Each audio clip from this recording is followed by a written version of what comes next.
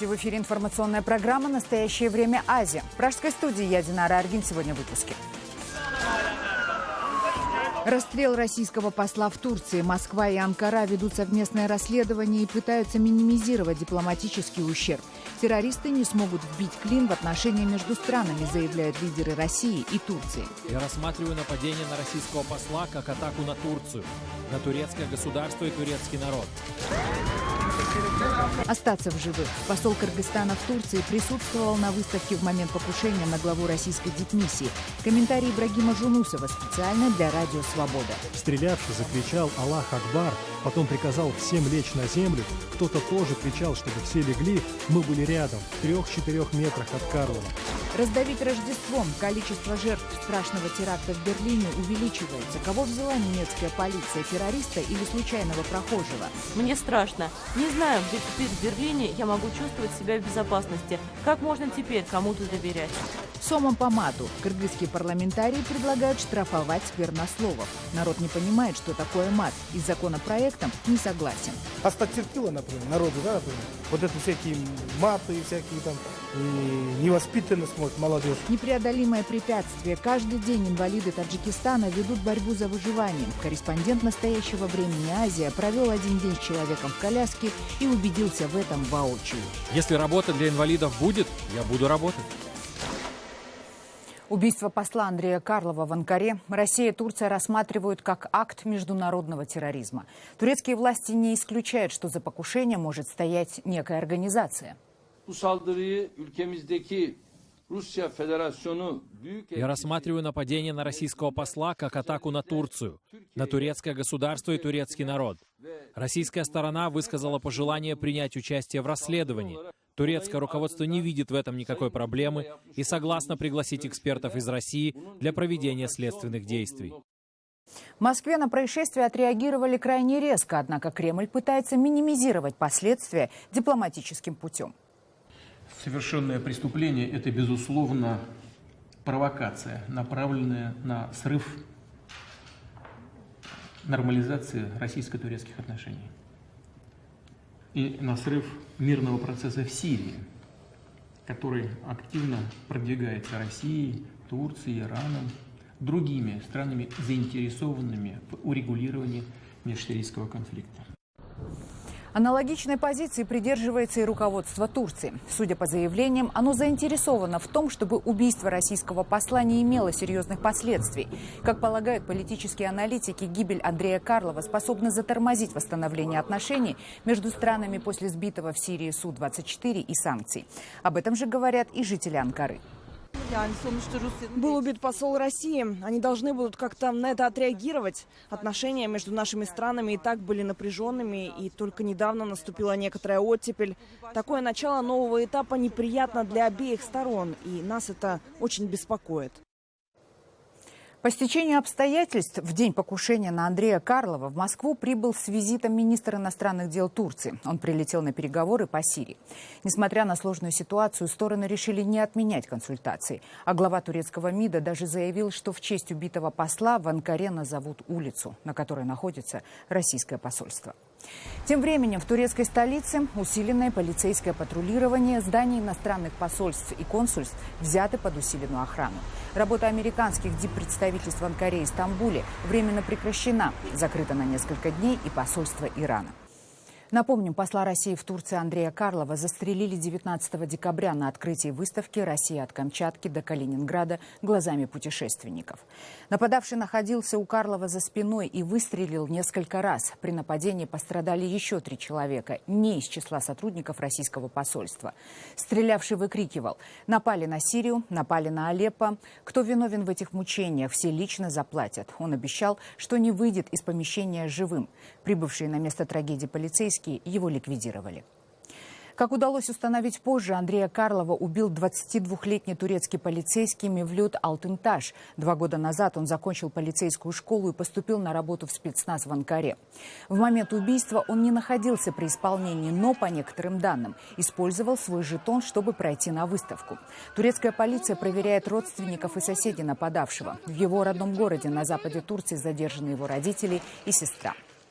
Под стражей находится и сосед Алтынташа, который также служит в спецназе Анкары. В квартире преступника прошел обыск, изъята вся техника. Сейчас полиция проверяет, был ли мужчина связан с экстремистскими группировками. Следственный комитет России ведет свое расследование убийства дипломата Андрея Карлова. Группа российских следователей уже прибыла в Анкару. Россия расценивает убийство как акт международного терроризма. Свидетелем трагедии в Анкаре стал посол Кыргызстана в Турции Ибрагим Жунусов. Он рассказал нашим коллегам из кыргызской службы «Азаттык» подробности вооруженного нападения в Центре современного искусства. Жунусов находился буквально в 3-4 метрах от российского посла Андрея Карлова, когда в него выстрелил террорист. Я, посол Узбекистана и господин Карлов беседовали. Карлову дали слово, а мы остались возле трибуны. Рядом ходил какой-то парень, я думал, что это сотрудник охраны.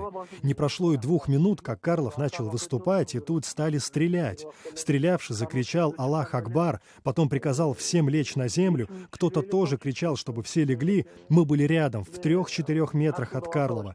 Кто-то лег на пол лицом вниз, кто-то начал бегать. Нападавший закричал, чтобы мы не двигались и оставались лежать. Потом я заметил, что у него закончились патроны, и решил покинуть здание. Мы с водителем успели выйти на улицу. Снова началась стрельба. После нас он перестал выпускать людей. В основном там были гости российского посольства и граждане Турции. Всего более 150 человек. Не всем удалось выбраться.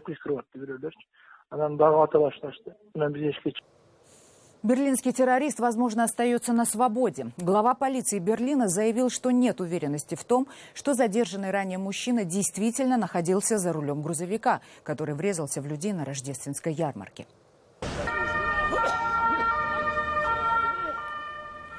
По данным издания Die Welt, настоящий преступник до сих пор не найден. Он вооружен и скрывается где-то в городе. Полиция не исключает, что преступник может готовить новые атаки. Тем временем канцлер Германии Ангела Меркель официально назвала случившееся терактом. Она отметила, что преступление повлечет настолько строгое наказание, насколько это позволяет закон. Подробнее Дарья Ализаде. Вечером 19 декабря грузовик врезался в толпу на рождественской ярмарке на площади Брайтшайд-плац в Западном Берлине.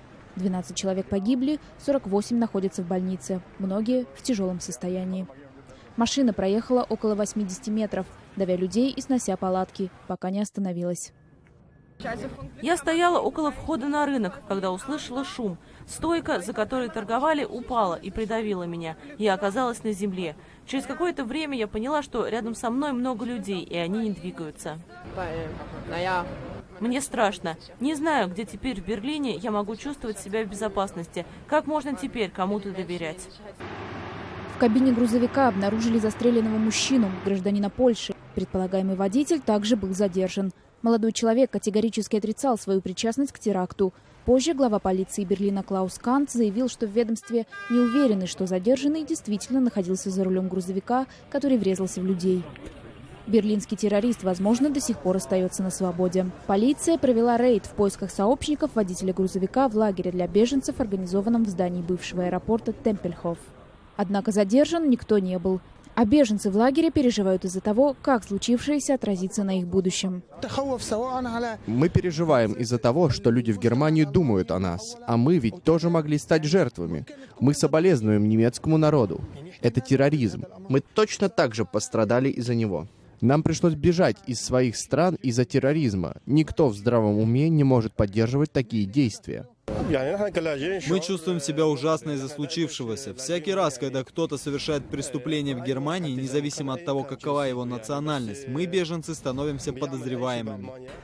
Полиция долго придерживалась аккуратных формулировок в отношении произошедшего. Точку поставила канцлер Германии Ангела Меркель. Она назвала трагедию терактом. Сегодня очень тяжелый день. Я так же, как и миллионы людей по всей Германии, напугана, шокирована и очень расстроена случившимся. Я знаю, будет особенно трудно принять, что человек, совершивший это, в свое время получил защиту и убежище в Германии. Это подло по отношению к тем, кто помогает беженцам, и тем людям, кто действительно нуждается в нашей поддержке и пытается интегрироваться в нашей стране. Всю ночь на площади возле церкви Кайзера Вильгельма работали полицейские и судмедэксперты. Днем грузовик эвакуировали. Полиция предполагает, что он был украден со строительной площадки в Польше. Это подтверждает владелец фирмы, которой принадлежит машина. Я могу поручиться, что это был не наш водитель. Он вез 25 тонн стали. За рулем должен был быть мой родственник. Он 15 лет возит фуры. С ним что-то сделали. Жена не может до него дозвониться с 4 часов дня. Полиция уже сняла оцепление с рождественской ярмарки, но она пока не работает. Люди приносят сюда свечи и цветы. Прямо за моей спиной Брайтшайд-плац, место, где вчера грузовик въехал на скорости в толпу людей на рождественской ярмарке в Берлине. Увидите, по-прежнему оно оцеплено полицией, много камер, много прессы, и в то же время много прохожих. Люди приходят сюда почтить память погибших и пострадавших. В Германии объявлен траур. Похороны погибших пройдут сегодня вечером. В соседних с Германией странах, в частности в Чехии, усилены меры безопасности. Улицы патрулируют усиленные наряды полиции и военные. Дарья Ализаде. Настоящее время. И об очередном происшествии в Германии. В городе Висбаден неизвестно открыл стрельбу по прохожим. По данным полиции, убит 1 человек, 2 пострадали. Нападавший скрылся, его мотивы пока неизвестны. Для поиска стрелявшего в воздух поднят вертолет. В город стянуты дополнительные силы полиции. Далее в программе.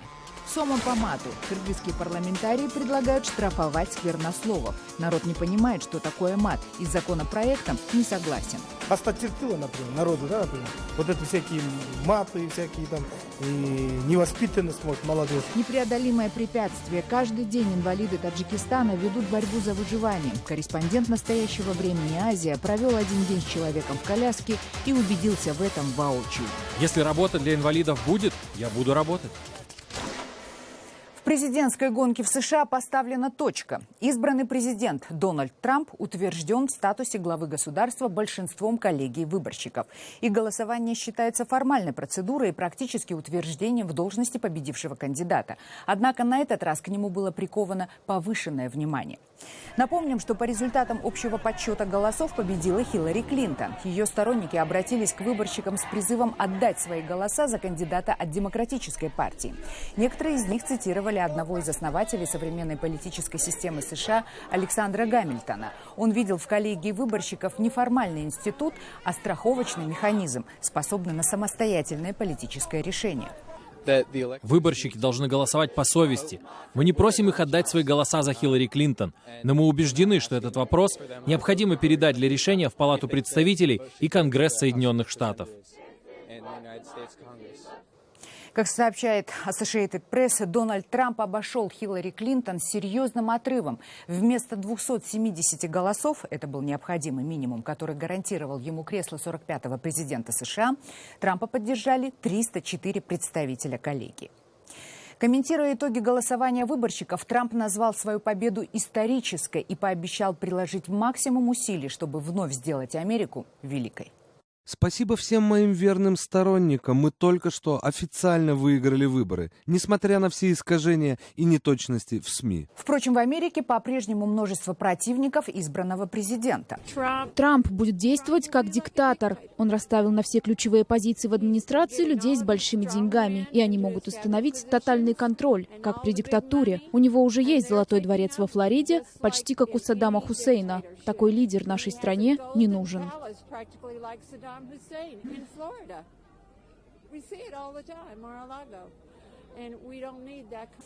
В Кыргызстане ужесточили наказание за ненормативную лексику. Тем, кто нецензурно выражается в публичных местах, грозят крупные штрафы или общественные работы. Однако жителей республики инициатива депутатов сильно не испугала. Джибек Бегалиева с подробностями. Один из инициаторов законопроекта Мирлан Дженчуроев говорит, что нецензурные слова не употребляет и даже конкретные примеры матерных слов привести не может. Парламент – публичное место. Я не могу вам повторить те слова, которые являются оскорбительными. Джугуркинеш является зданием официальным, и, соответственно, мы в кабинете находимся в официальном. Тех, кто в выражениях не стесняются, по задумке депутата и его коллег будут бить рублем, ну или отправлять подметать улицы. Первое, что я подумал, что я буду нахуй вертеть этот законопроект. Штрафов и общественных работ Бектур Искендер не боится. Для начала, считает журналист, чтобы норма заработала, в законе нужно прописать, что такое ненормативная лексика. Непонятно, мат это или не мат. Например, слово «хрен».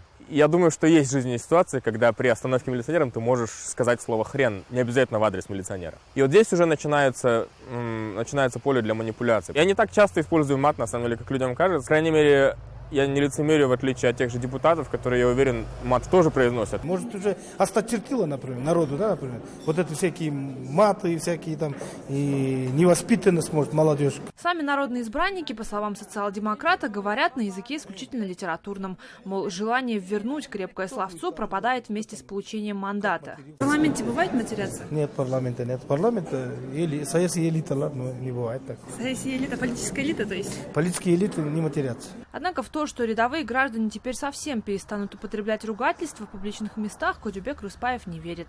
Эксперты также к инициативе относятся скептически и полагают, что закон недоработан. В России правоприменительная практика пошла таким путем, что у них сейчас есть определенный перечень слов, которые признаны нецензурной бранью, и они квалифицируются как оскорбительными. У нас пока такого нету. И такие законы, которые они нечеткие, позволяют двоякое толкование, могут порождать коррупционные какие-то действия со стороны правоохранительных органов, способом давления на граждан. Впрочем, норма, запрещающая нецензурную брань в общественных местах, существовала и раньше.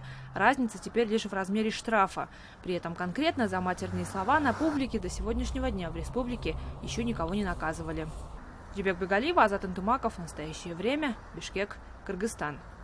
15% населения Таджикистана находится на грани выживания. Это люди с ограниченными возможностями, которым приходится ежедневно, в буквальном смысле, бороться за свою жизнь без элементарных условий и с государственной помощью в $25 в месяц. О сегодняшних реалиях таджикских инвалидов в репортаже Анушервона Арипова. У меня перелом позвоночника между 12 и 11 позвоночниками грудного отдела. Это производственная травма. Более 2 лет назад на Аюба, когда он работал на стройке, в России упала металлическая плита. Он получил перелом позвоночника. Полгода молодой человек находился в больнице, а вернувшись домой, решил, что лежать в постели больше не хочет. Сейчас Аюб ведет активный образ жизни. Я сейчас пришел с учебы. Я учусь на радиомеханика, первый курс. Сейчас буду домашнее задание делать. Быть активным и жить полноценно человеку с ограниченными возможностями в Таджикистане совсем непросто. Каждодневное передвижение по столице для Аюба превращается в настоящее испытание. Городские улицы не предназначены для передвижения людей с ограниченной мобильностью. Спуск с тротуара на пешеходный переход и обратно занимает слишком много времени. Аюб боится как-нибудь замешкаться и попасть под автомобиль. Там, где мы живем, хотя до близости не едет транспорт соответствующий. Нам, несмотря на все это, мы шевелимся, двигаемся, идем на работу, идем на учебу. Чаще всего Аюбу приходится передвигаться на коляске или вызывать такси. Доступ к общественному транспорту сильно ограничен. По столице ездят специальные троллейбусы с откидным пандусом, но к остановке подъехать человеку на коляске не получится. Есть такие пандусы. Их даже нельзя назвать пандус, это, наверное, каток для детей. Большинство общественных мест не имеют специальных пандусов, а там, где они есть, по словам Аюба, скорее всего, сделаны для вида, потому что воспользоваться ими, за редким исключением, невозможно. Этот подземный переход был построен несколько лет назад. Здесь даже есть дорожка для людей с ограниченными возможностями. Но сами колясочники говорят, что она не соответствует стандартам. Дело в том, что это 2 металлических швеллера, по которым во время дождя или снега соскальзывает коляска. К тому же у большинства колясок передние колесики находятся близко друг к другу. И спуститься им вниз мешает эта ступенька посередине. На данный момент, в общем, на законодательном уровне, то есть то, что требует нормативные акты, все это принято, все это сейчас, то есть оно все принято и должно имплементироваться, то есть реализовываться. Но, к большому сожалению, не везде мы это видим.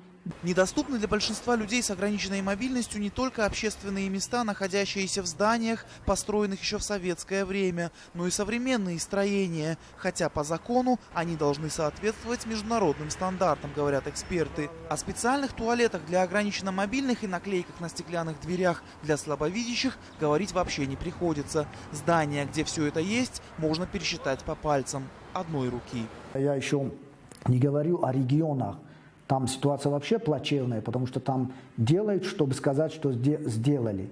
Я думаю, что это самое должно быть на совести приемной комиссии, которая принимает тот или иной объект.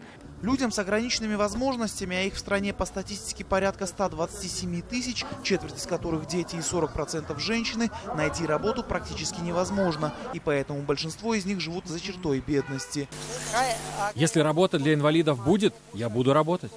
Рабочих мест не хватает и здоровым гражданам страны, до миллиона которых вынуждены ежегодно выезжать в трудовую миграцию. Турахон Каримов, как ветеран гражданской войны в Таджикистане, получает неплохую по меркам страны пенсию – около $70 в национальной валюте. Этих денег ему хватает только на оплату половины стоимости аренды квартиры. Турахон, чтобы свести концы с концами, уже несколько лет вынужден просить милостыню на улице. Исходя из ситуации, которая у нас есть, то есть этот экономический кризис, даже те люди, которые работали, лица с инвалидностью, в настоящее время, к большому сожалению, они все, многие из них остались без работы. Если сделать внешнюю среду более комфортной для их передвижения, построить пандусы, лифты, специальные туалеты и создать другие элементарные условия, например, социальное такси, то люди с ограниченной мобильностью смогут более активно участвовать в общественной, политической и экономической жизни страны. Да и стоить будут такие улучшения не таких уж больших денег. Анушервон Арипов, Насим Исамов. Настоящее время. Таджикистан. Сегодня у администрации президента Беларуси в Минске прошел пикет. Выключить НТВ! Уключить Белсат! Представители оппозиционных движений и общественные активисты выступили против возможного закрытия телеканала «Белсат», представляющего альтернативную точку зрения и вещающего из Варшавы на средства польского правительства. Руководство «Белсата» ранее заявляло, что польский МИД может сократить финансирование телеканала, что чревато его ликвидацией. По словам министра иностранных дел Польши Витольда Ващиковского, Варшава рассматривает новую концепцию зарубежного вещания в целом. Появилась идея объединить различные редакции в новой структуре ТВП «Полония». Вот цитата чиновника о работе телеканала «Белсат». Этот телеканал маргинальный. Станция транслирует на протяжении 10 лет, но на реальность влияет незначительно. Когда получим подтверждение от Беларуси, что ТВ «Полония» сможет вещать в большей части страны, это очень соблазнительное предложение. В готовности Варшавы трансформировать свое иновещание собравшиеся в Минске увидели попытку уступок белорусским властям.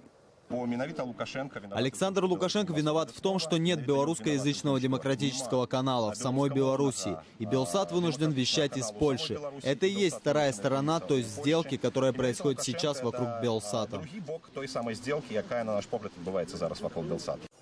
По информации наших корреспондентов в Минске, задержанных во время акций не было.